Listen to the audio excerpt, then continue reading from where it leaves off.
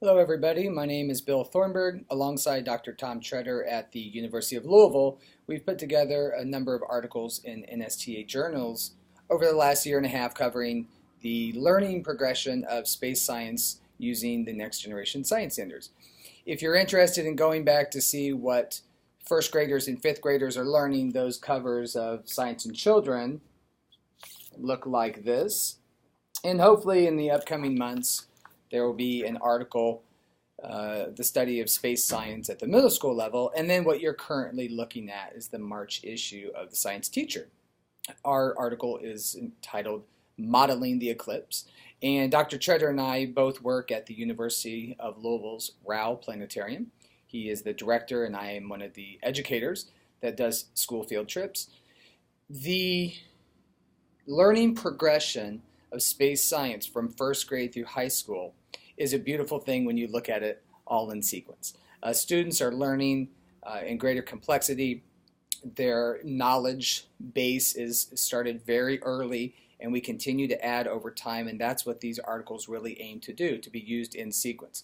Now, we don't typically think the high school teachers are going to look back at what middle schoolers have done, but we always need to start with an understanding of where our students are coming from and the level of knowledge they have of these topics. So before we can study eclipses, we need to know, do they understand the most basic interactions between the sun, the earth, and the moon? Do they understand the difference between terms like rotation and revolution? Do they understand why the moon goes through its phases and how long that all takes? So the previous articles could help you. If you need a little bit of review to get up to speed, they can help show you what students should be knowing at this point if teachers have been following the next gen science standards. And as they get to you, adding a new level of complexity, this idea of mathematical modeling.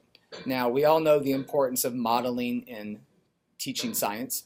So Dr. Treader and I in these articles have covered physical modeling, which is where we use balls, athletic balls maybe, or we use our body, like our head as the earth and a tennis ball as the size of the moon, things like that. That's physical modeling, where students are actually in the model and they're moving about and they're doing things to model those interactions. We also find it very important, since we work in a very high-tech environment in the planetarium, to talk about virtual modeling, which is, if possible, get your students out to the planetarium, or have a portable planetarium come to your school.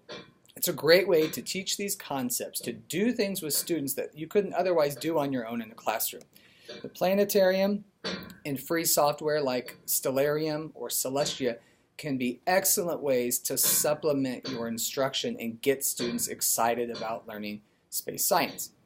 And then that brings us to the third type of modeling, which is really a big part of this article in the March issue, and that's mathematical modeling. Looking at the path of totality, where is this August 2017 eclipse going to start in the United States? Where will it end up? How long will that take? Why is it that the moon's shadow moves from west to east, when normally when we talk about movement in space science, everything seems to be moving in east to west direction? So the article covers some calculations that we can use for Earth and the moon, and then putting them together, and then even takes us to determining how fast the moon's shadow would be moving across the Earth at different latitudes. So we hope you enjoyed the article. If you're interested, we hope you go back and look at our past articles in these NSTA journals. And if you have any questions, feel free to contact us. Thanks, and have a great day.